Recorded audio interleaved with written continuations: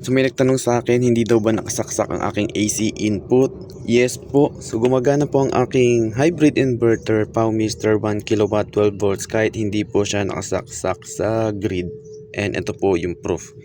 So nakikita nyo may apat, 1, 2, 3, 4 na nakalawit dito. Ito po yung AC output, positive and negative ng battery. And yung, teka, may solar yung isa eh. Ay, ito pabaliktad pala. Ito yung solar input, positive and negative ng battery, AC output at AC input. So hindi ko po ginagamit ang AC input ng aking hybrid kasi ayoko po. And yes, gumagana pa rin po siya. And ito po yung proof. Baba ko lang to para hindi siya pumasok sa aking ATS.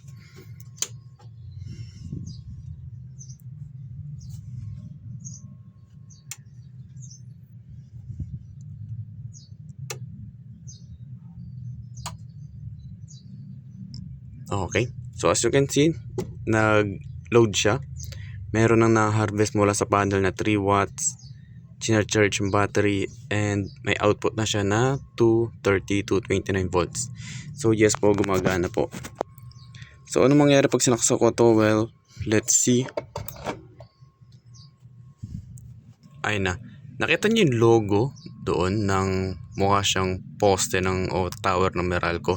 Ayun po yung senyales na merong may input na ang AC.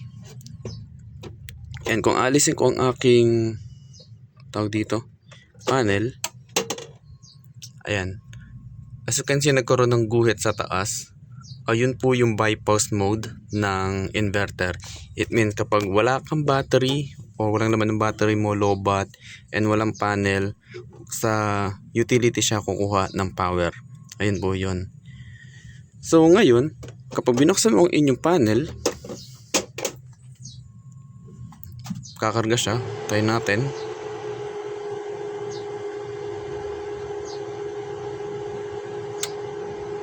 Yun. Lumipat na siya sa battery. Solar and battery, and hindi na niya gamit yung bypass mode or yung utility. Pure solar and battery only. So ganun po naka-settings ang aking solar. Ngayon, bakit ko hinuhugot to? Yan, hinugot ko and nawala yung tore niya dito. That's indicator na it's either browned out or hinugot ko to. And let me show you why, kung bakit. Sasakso ko to dito. So ito po yung watt meter. And ibababa ko ulit ang aking, etong palang pula is ito yung papunta sa ATS ko. So nakababa siya, kaya hindi siya papunta na sa ATS. So ibaba ko ulit yung panel. And so ngayon walang panel, walang utility, pure battery only. Ang voltage niya is 12.1. So isasakso ko to.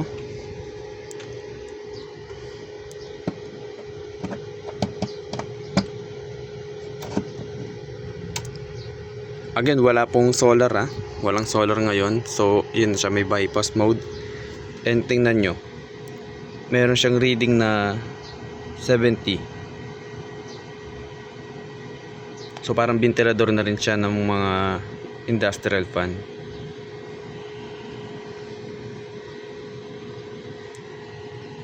So ang laking hatak pa rin yan.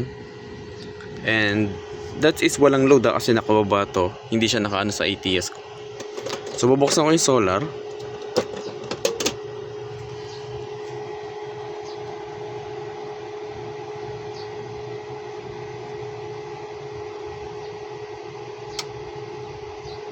Ayan na siya. Lumipat na siya. So as you can see, wala na dapat siyang higop sa utility. Pure solar and battery only. And 0 na ang kanyang harvest. So kinapangit lang dito is kapag naka-bypass mode siya is another 80 watts yung consumption. Kaya hindi ko po siya sinasaksak. Okay lang sana kung naka-idle siya ng ganyan, which is 0. Okay lang siyang isaksak. Pero kada papatay mo yung o mamamatay yung solar and wala kang charge ng battery, then sa utility siya kukuha and ubos. O pag ubos yung battery, walang solar, utility kukuha, kumukonsumo siya ng extra 80. So dito is wala. So yung kasing ganyan is depende sa settings. Let me show you. Eto, meron siyang 4 na settings: USB, SUB, and SBU. And ito yung gamit kong settings, MKS priority. So it means is ito yung hybrid version ng tatlong ito, na pure solar lang siya. Kapag nakabukas ng solar, pure solar and battery. Kapag namatay ng solar o wala ka ng araw, kusa na siyang pupunta lahat sa utility. Unlike na itong nasa pinakauna, number 1, USB, which means utility first. Kapag nag-brown out lang, tsaka lang babackup yung solar and battery. So pag umaga, harvest lang siya. Then kapag nag-brown out, bigla siyang kukuha sa solar. And pag walang solar, brown out, then last option is letter B, which is yung battery. And sa number 2 naman, kalawang settings niya is yung SUB, solar, utility, and battery. So it means solar first. Kapag kulang ang solar, tsaka lang huhugot sa utility. So kapag walang solar, pure utility. Pero pag bigla nag-brown out, kukuha siya ng backup sa battery. Pag brown out, may solar, and then solar and battery siya. Ganun po yung SUB. And sa SBU naman is solar first. Then pag walang solar, kukuha sa battery. Kapag walang araw, lobat, tsaka na siya kukuha sa utility. Ang kinapangit lang sa dalawang settings na to is kahit nasa pangatlo siya, yung pangatlong option siya dapat, so list siyang kukuha doon, is kumukuha pa rin siya ng sa battery, ay kumukuha pa rin siya sa utility, may extra higop pa rin. So pakita ko sa inyo, punta ko settings. Okay, so para pumunta sa settings, ang enter button diinan. Then ang settings is nasa number 1. Enter. So as you can see, ito yung signage ng MKS. Yun yung babaguhin natin. Gagawin nating SBU, which is solar, battery, and utility.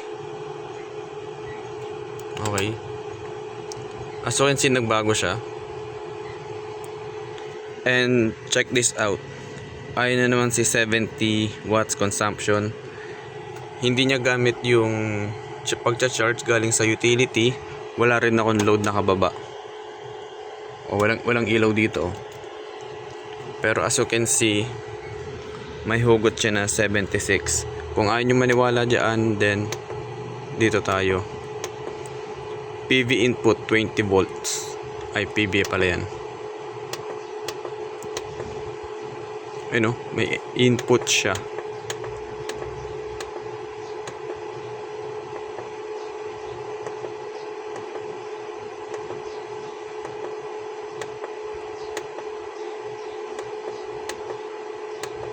Hindi pinapakita dito. So andito lang siya. So sa watt meter is may nakikita siya na 77 na dagdag hugot kahit wala namang load and hindi siya naka-charging mode. Ang charging mode meron yan dito. Andito siya sa number 2 and pwede siyang i-off. Pakita ko sa inyo.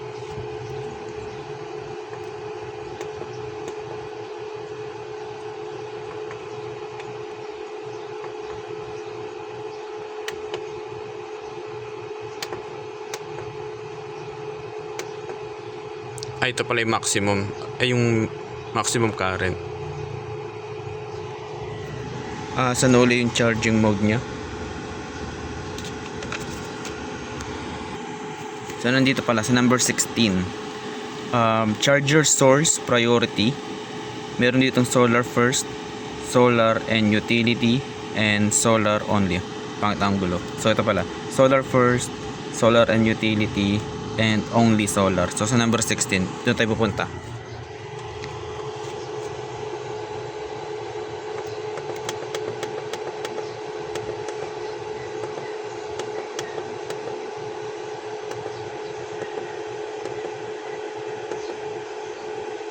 So number 16, so 050, and yun yung indication ng only solar. So only solar, so naka-off ang ating charging ng AC. But still meron siyang hinuhugot na 78. Ayun no, 80. So yun po yung dahilan kaya iba ang aking settings. Tinanggal ko yung aking AC input. So, kaya ko inalis yung SBU na yan kasi supposed to be utility yung last, pero still may hugot. Yan, binalik ko sa MKS. Nawala yung linya sa taas. And nawala rin yung reading niya. So 0. Kaya po naka MKS setting. Ang ano nga lang sa MKS setting is kapag binaba mo yung solar, nakabukas ang inverter, hugot na uli siya ng extra 80. So ayun po. Kung wala ang AC naman, nakabukas ang inverter, walang solar, tinan nito, babalik siya sa battery.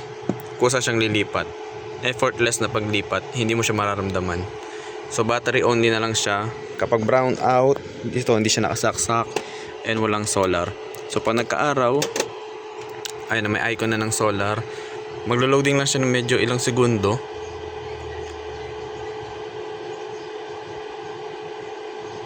And voila, yan na siya. So makita nyo dito, input ng AC wala nang laman, 0 na siya. Volts ng panel, ayun na siya. May 3 watts na siya na harvest. Time check is 7 AM. Ayan po.